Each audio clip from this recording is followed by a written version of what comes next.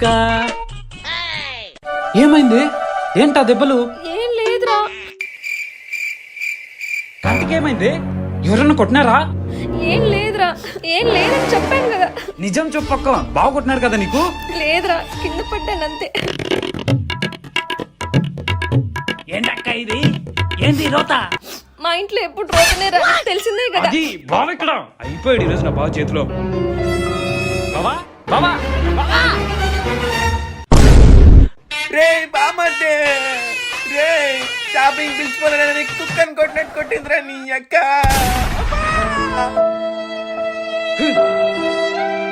ఎవరు మానని కొట్టిండది?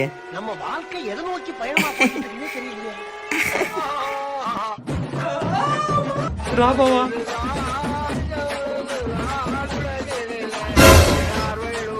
ఎవరు?